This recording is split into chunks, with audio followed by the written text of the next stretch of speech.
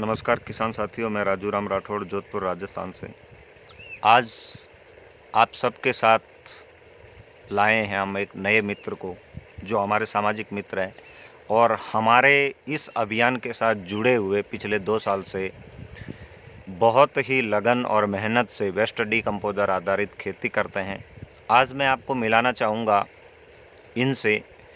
पहले इनका परिचय, गांव और इनके बारे में। जी नमस्कार। नमस्कार सर, क्या नाम है आपका? मेरा नाम शुक्ला सिरवी है। मैं गांव बागावास, तहसील सोजत, जिला पाली राजस्थान का रहने वाला हूं। आपने कौन सी खेती कर रखी है? मैंने जौ, गेहूं और मेथी कर रखी है। इसके अलावा उद्यानी में बेर का बगीचा लगाया हुआ है। बेर के बगीचे में कितने पौधे लगे हैं आपके पास? बेर के बगीचे में 250 पौधे के आसपास लगे हुए हैं। कौन सी वैरायटी है? ये बेर गोला वैरायटी का बेर लगा हुआ है। गोला बेर है। उत्पादन मिलना चालू हो गया? हाँ, उत्पादन का ये पहला साल था। अच्छा, बेर गोला वैरायटी। आप वेस्ट डीकम्पोजर आधारित कर रहे हैं। बेर के अंदर जब बेर चने के आकार का हो जाता है तो वहाँ एक बहुत बड़ी समस्या होती है। एक मक्खी आके उसके अंदर नली से दंश छोड़ जाती है और वो अंदर से बोर को ख़राब कर देती है। तो इसके नियंत्रण के लिए आपने क्या किया वेस्ट डीकम्पोजर आधारित? वेस्ट डीकम्पोजर आधारित जो गाय के उपले होते हैं, आसपास के खेतों से कलेक्ट करके लाए हम, और उन उपलों को वेस्ट डीकम्पोजर में डालकर कुछ 21 से 25 दिन तक पड़ा रखा। तो उसमें बैक्टीरिया पैदा होने के बाद उस पानी को 50 से 40% रेशियो में पानी के साथ मिलाकर स्प्रे किया है। इससे आपके बेर में मक्खी का नियंत्रण हुआ। बहुत ही बढ़िया। आपने एक घरेलू तरीका अपनाकर जो आसान विधि अपनाई, क्या आप इन उपलों को लेकर सेटिस्फाइड हो गए? उपले कौन से हैं दिखाइए। काफ़ी किसान मित्रों को पता नहीं रहता कि उपले क्या होते हैं। देखिए किसान साथियों, उपले, गोसे, कंडे, छाना, ये एक ही नाम है। यानी कि जो सुखलाल जी के हाथ में ये कंडा आप देख रहे हैं, ये जंगल में चर रही गाय जो कि तरह तरह की वनस्पति, तरह तरह की घास खाती है, तो वो वहाँ से उठा के लाए। इसमें कई तरह के एमिनो एसिड, ह्यूमिक एसिड और जिब्रोलिक एसिड पाए जाते हैं।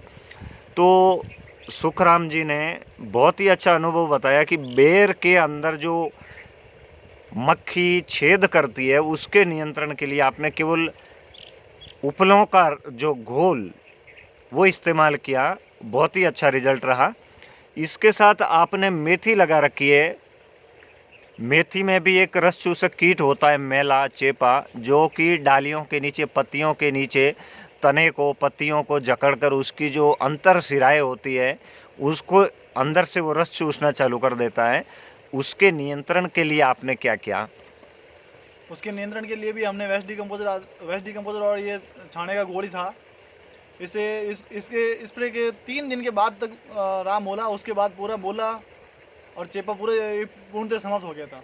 क्या बात है। और जौ में जो ये गूंदिया होता है, चेपा रोग, गूंदिया, वो भी पूर्णतः साफ हो गया था वेस्ट डीकम्पोजर और ह्यूमिक एसिड उपलों का घोल इस्तेमाल करने से। हाँ, बहुत ही अच्छा नवाचार किया आपने। देखिए किसान साथियों, हम आपको हर बार हर एक किसान का अनुभव बताते हैं, वो किस तरह से खेती कर रहे हैं और किस तरह रसायन छोड़ चुके हैं। मैं इनसे जानना चाहूँगा, आप युवा साथी हैं, आपके आसपास के किसानों को कोई संदेश है आपकी ओर से? क्योंकि हर एक किसान आज रसायन का इस्तेमाल कर रहा है, उनकी ज़मीन बिगड़ चुकी है। तो सिरवी साहब, आप अपना कोई युवा साथियों को संदेश, क्या ऑर्गेनिक की ओर आ जाना चाहिए? मेरा तो युवा किसान साथियों को यही संदेश है कि अगर प्रकृति को हम बचाते रहेंगे तो प्रकृति हमारा सहयोग करेगी, और अगर हम ऑर्गेनिक करते जाएंगे तो प्रकृति में पुनः वही सुधार आ जाएगा, और उसी तरह से हमारी ज़मीन की गुणवत्ता की बढ़ जाएगी। और हम अगर अपनी मातृभूमि के साथ छेड़छाड़ करते हैं तो वह स्वतः ही अपना हमारा सहयोग देना बंद कर देगी। और जो हम DAP, यूरिया वगैरह यूज लेते हैं, उससे तो कितनी भूमि को नुकसान हो रहा है ये हम भी जानते हैं, और हमारे जो युवा किसान मित्र वो भी जानते हैं। मेरा कहना यही है कि अगर सब एक साथ ऑर्गेनिक में आएंगे तो सबके लिए अच्छा होगा। और पर्यावरण के लिए भी बहुत बढ़िया होगा।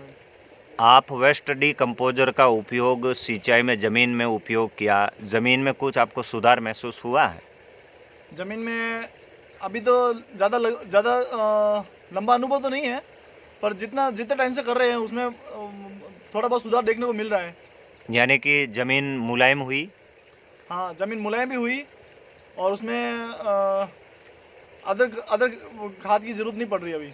अच्छा, यानी कि आपको बाज़ार के रासायनिक जैसे DAP, urea, single super phosphate या दूसरे जो रासायनिक तत्व है उनका आप उपयोग नहीं करते हैं, और आपने वेस्ट डीकम्पोजर आधारित और क्या-क्या फसलें की है?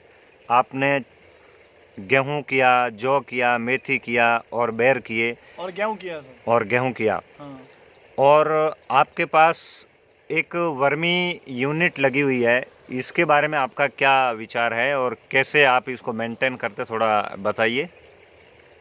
वर्मी यूनिट में ऐसा है सर कि वर्मी जो ये खाद तैयार होता है वो मैक्सिमम हम अपने खेत में डालते हैं, और उसमें उसका यूज़ कैसे लेते हैं कि जैसे गेहूँ को दूसरी पान लगनी है, दूसरी पान से पहले उसमें जैसे यूरिया का छिड़काव करते हैं उसी तरह से वर्मी कंपोस्ट होता है उसका छिड़काव कर लेते हैं।